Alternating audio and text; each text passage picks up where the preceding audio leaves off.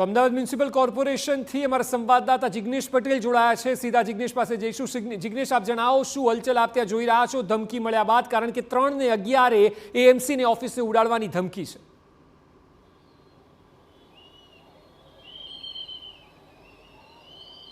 અક્ષય, જે પ્રકારે ધમકી મળી છે, ધમકીનો જે માહિતી છે તે આવતાની સાથે જ જે દાણાપીઠ ખાતેનું જો કોર્પોરેશનનું બિલ્ડિંગ છે તે ખાલી કરવાની કામગીરીની શરૂઆત કરી દેવામાં આવી છે।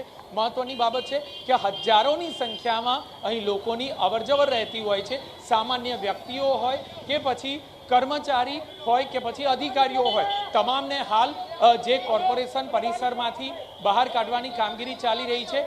તમામ વ્યક્તિઓના વાહનો પણ અહીંથી બહાર કાઢવામાં આવી રહ્યા છે। મહત્વની બાબત છે કે જે રીતે અક્ષય મોટી સંખ્યામાં લોકોની અવરજવર રહેતી હોય ત્યારે આ બાબતને જે પણ ધમકી આપવામાં આવી છે, કોણે આપવામાં આવી છે તે તો હજી ખ્યાલ નથી, પરંતુ કોઈ પણ ધમકીને સામાન્ય રીતે ગંભીરતાથી લેવામાં આવતી જ હોય છે અને એટલા માટે વહેલી તકે આ બિલ્ડિંગ ખાલી કરી દેવામાં આવી રહ્યું છે। જે બહારના દ્રશ્યો છે, કેમેરામેનને કહીશ કે દર્શાવશે ગેટ પાસેના, કે તમામ વ્યક્તિઓ જે રીતે બહાર નીકળી રહ્યા છે તે આ દ્રશ્યો છે।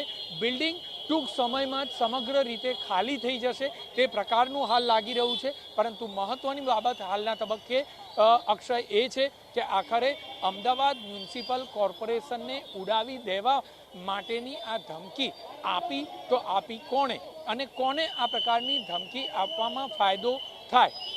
શા માટે આ પ્રકારનું કૃત્ય જે તે વ્યક્તિ દ્વારા કરવામાં આવ્યું છે?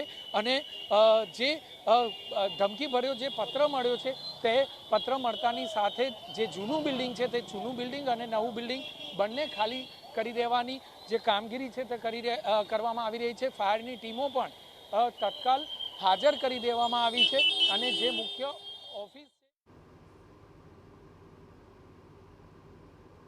ઓફિસમાંથી બહાર કરી દેવામાં આવ્યા છે, જેથી કરીને કોઈ પણ પ્રકારની કોઈ ઘટના બને તો કોઈ પણ પ્રકારની કોઈને ઈજા ન થાય। અને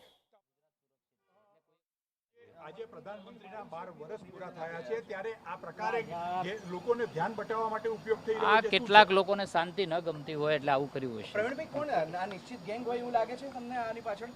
આ જે પણ હશે એ તપાસના આધારે ખ્યાલ. કેવા પ્રકારની તપાસ કરવામાં આવી છે? Thank you. પોલીસને બોલાવવામાં આવી છે? ચાલુ હતું। તો અત્યારે તપાસની વાત કરવામાં આવી રહી છે ત્યારે જિગ્નેશ આપણી સાથે જોડાયા છે। જિગ્નેશ, ખાસ મહત્વની બાબત એ પણ છે કારણ કે જે વિસ્તારમાં કોર્પોરેશનની ઓફિસ આવેલી છે, અફવા ન ફેલાય, કોઈ પેનિક ન સર્જાય, એ પણ એટલું જ મહત્વનું છે કારણ કે લોકો એક જૂથમાં બહાર આવી રહ્યા છે, લોકોમાં પેનિક દેખાઈ રહ્યું છે। અફવા ન ફેલાય તે પણ ખૂબ જરૂરી છે।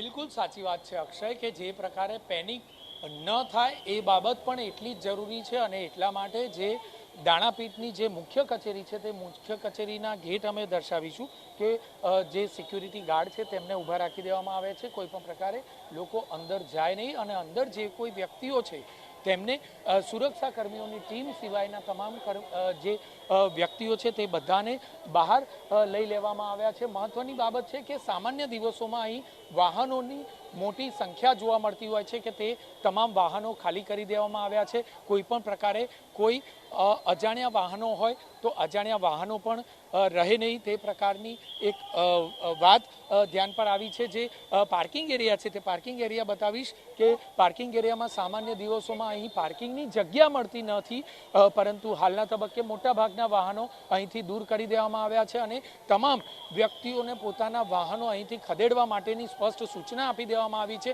જે રીતે દ્રશ્યો છે કે જે દ્રશ્યોમાં લોકો મોટી સંખ્યામાં મેસેજ મળતાની સાથે તાત્કાલિક ધોરણે કચેરી ખાલી કરી અને કોર્પોરેશન કચેરી ખાલી કરી અને મુખ્ય માર્ગ પર જોવા મળી રહ્યા છે। મુખ્ય માર્ગ પર પણ જોઈએ તો ટ્રાફિક જામના દ્રશ્યો જોવા મળી રહ્યા છે કારણ કે અચાનક જ જ્યારે કોર્પોરેશનમાંથી જો મોટી સંખ્યામાં વાહનો અને લોકો જ્યારે મુખ્ય માર્ગ પર જતા હોય ત્યારે સ્વાભાવિક વાત છે કે ટ્રાફિક જામ થાય, તે પણ એટલી જ બાબત દેખાઈ રહી છે। બીજી તરફ જોઈશું તો જે વાહનો છે તે વાહનો તમામ બહાર લઈ લેવામાં આવ્યા છે અને પોલીસ પણ સ્થળ પર આવી ચૂકી છે। પોલીસ તપાસ કરી રહી છે કે આખરે જે રીતે આ મેસેજ આવ્યો તે મેસેજને પગલે હવે કયા પ્રકારે કામગીરી કરવી તેની આખી રણનીતિ તૈયાર કરવામાં આવી રહી છે અને જે ચેકિંગ છે તે ચેકિંગ